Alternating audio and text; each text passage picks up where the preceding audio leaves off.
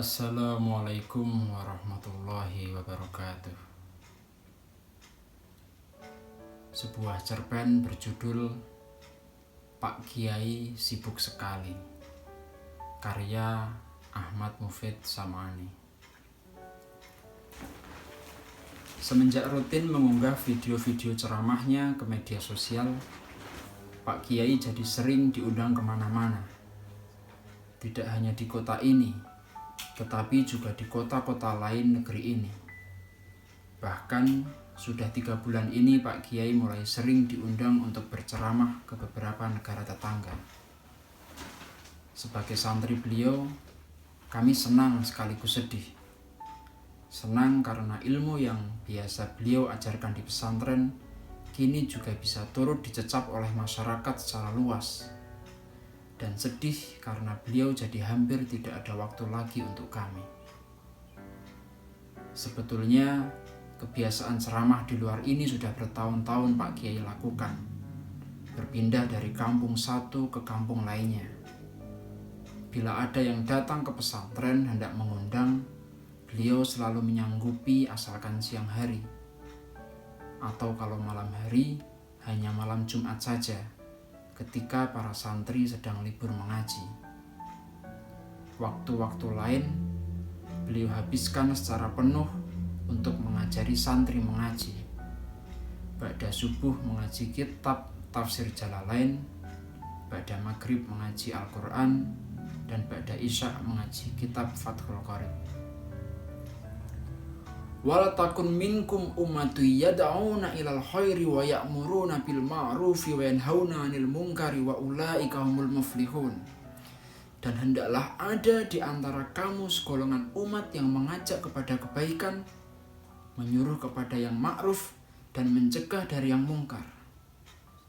Mereka itulah orang-orang yang beruntung, kata Pak Kiai suatu hari ketika sedang mengaji. Berpegang pada ayat 104 dari surat Ali Imran tersebut, beliau percaya bahwa kebaikan itu harus disebarkan. Jangan sampai kalah dengan keburukan yang terus-menerus digembar-gemborkan, lanjut beliau. Sehingga Pak Kiai selalu menyuruh Kang Rahman, pengurus bagian media dan informasi pesantren, untuk merekam kegiatan mengaji di pesantren serta ceramah-ceramah beliau, lalu mengunggahnya ke media sosial. Pada sebuah kesempatan ceramah di kampung sebelah, ada seorang pria paruh baya dengan jidat hitam dan potongan celana di atas mata kaki menyampaikan pendapatnya mengenai hukum tahlilan. Dilihat dari gelagatnya, ia tampak berniat menyerang Pak Kiai, lantaran pendapat yang ingin disampaikan tidak sesuai dengan tema ceramah yang sedang membahas keutamaan bulan Muharram.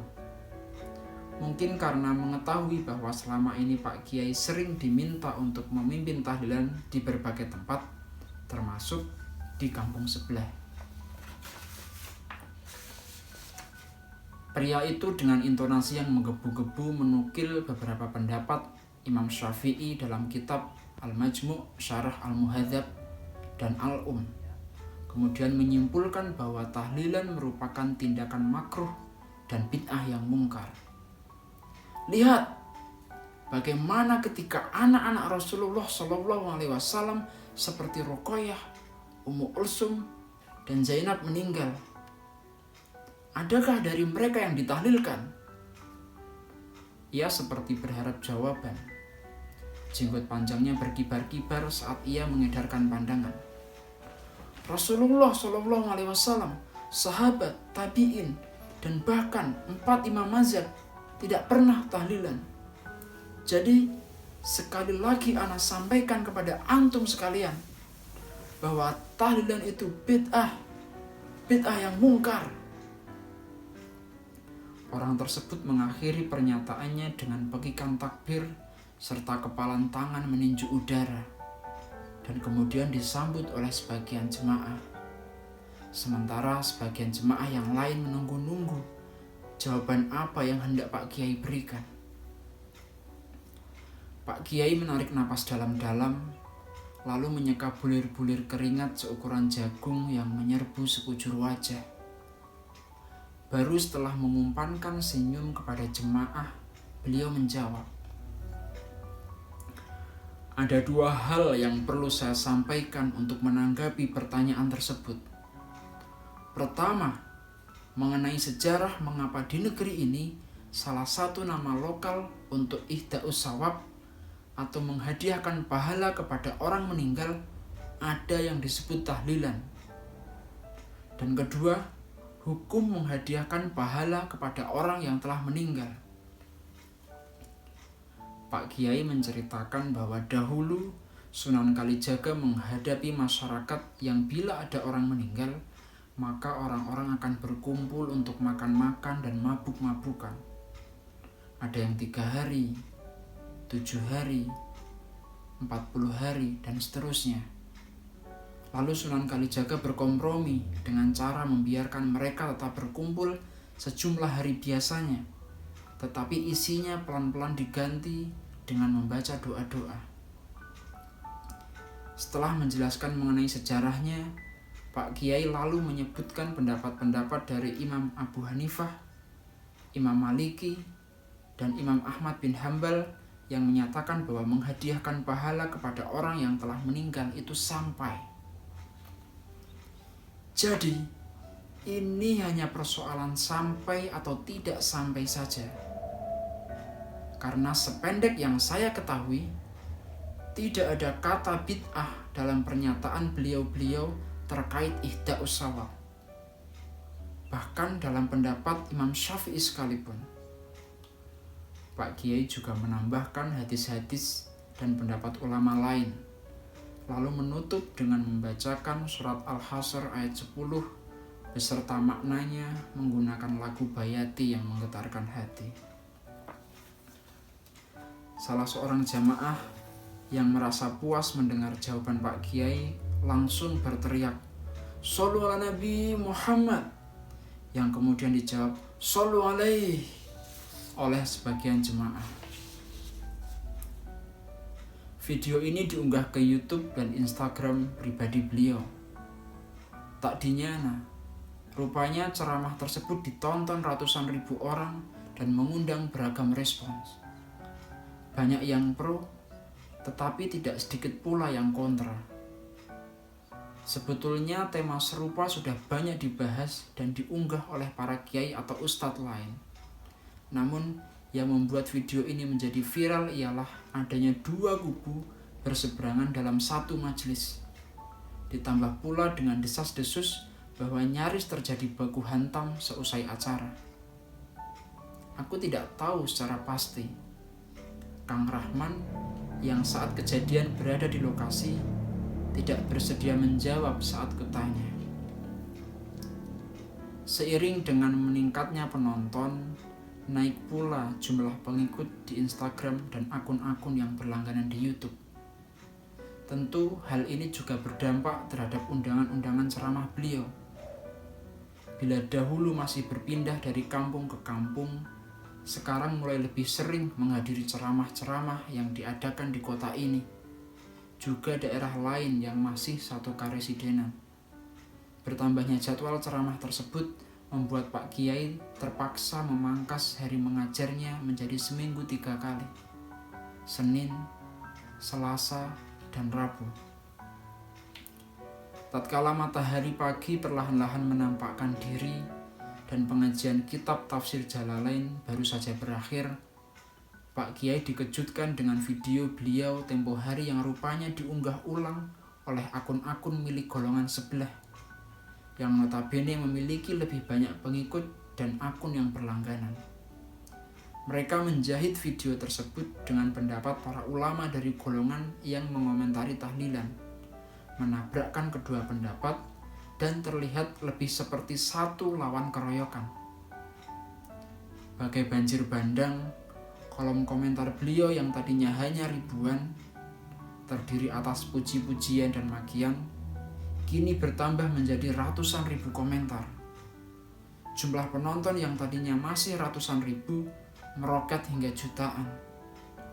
Bahkan di Twitter yang Pak Kiai tidak memiliki akun di sana, tagar atas nama beliau menjadi trending topik. Berbagai stasiun televisi yang mungkin sebelumnya kelimpungan mendongkrak rating melihat kejadian ini sebagai peluang. Berbondong-bondong ingin mengundang Pak Kiai dalam salah satu program mereka. Sebagian meminta untuk klarifikasi soal kericuhan, dan sebagian lainnya meminta untuk ceramah. Pak Kiai jadi sering bolak-balik ke ibu kota dan tentu saja semakin bertambah sibuk. Janji mengajar di pesantren seminggu 3 kali, dalam praktiknya hanya berlangsung 1 kali saja dalam 1 minggu. Melihat Kang Rahman yang biasanya juga merangkap mengurusi jadwal mulai kewalahan, Pak Kiai lalu menugaskan salah seorang santri senior bernama Kang Zaini untuk mengelola jadwal ceramah. Lewat Kang Zaini pula aku jadi tahu bahwa kalau ada yang ingin mengundang ceramah Pak Kiai, setidaknya sudah harus konfirmasi 8 bulan sebelum acara. Di pesantren sudah beberapa kali kami terpenjara dalam ketidakjelasan apakah akan mengaji atau tidak. Tak lama, keresahan ini rupanya juga turut dirasakan oleh Bu Nyai. Melalui telepon, Bu Nyai mengabarkan bahwa dalam 3 hari ini sudah ada 7 santri yang boyong dari pesantren. Kami sedih, tetapi juga tak punya kuasa menahan mereka untuk tinggal lebih lama lagi. Hari-hari di pesantren berangsur sepi, seperti rumah yang mulai ditinggalkan penghuninya.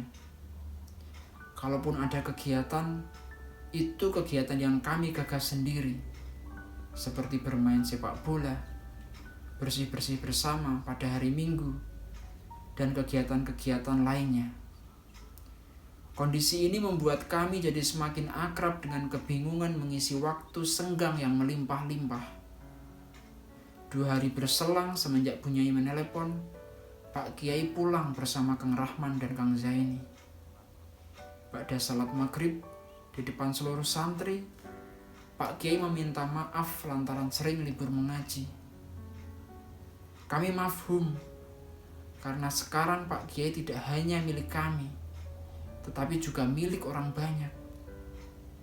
Hari berikutnya, kami dibuat terkesiap dengan kedatangan 8 pria yang membawa tas dan koper. Ketika melintas, dari tubuh mereka mengeluarkan beragam wewangian yang biasa kutemukan pada penjual minyak wangi saat acara khataman dan pengajian akbar di pesantren. Rasanya tidak mungkin kalau santri baru. Dilihat dari wajahnya saja, mereka jelas lebih tua dari kami semua. Barulah ba'da asar, tatkala Pak Kiai hendak menuju bandara untuk berangkat ke salah satu negara tetangga, beliau mengumpulkan kami semua di aula pesantren. Di samping beliau telah berdiri 8 pria yang tadi aku ceritakan. Pak Kiai memperkenalkan mereka satu persatu. Sebagian dari mereka hafiz Al-Quran, dan sebagian lagi mahir dalam membaca kitab-kitab kuning. Mulai sekarang, mereka yang akan mengajari kalian mengaji. Meski demikian, saya akan tetap mengupayakan untuk mengajar, walau seminggu sekali. Kami hanya diam sembari menekuri lantai sebagaimana biasa, tanda kepatuhan. Waktu terus berlalu dan tahun pun berganti. Sejumlah ustadz mengundurkan diri yang menurut kabar selentingan gara-gara keterlambatan transfer bisyarah atau gaji. Semoga itu kabar dengkul belaka, karena yang bukan kabar burung adalah jumlah santri di pesantren yang kini tinggal hitungan jari, dan Pak Kiai belum juga kembali mengajari kami mengaji. Pak Kiai sibuk sekali. Magelang, 20 Agustus 2021. Wassalamualaikum warahmatullahi wabarakatuh.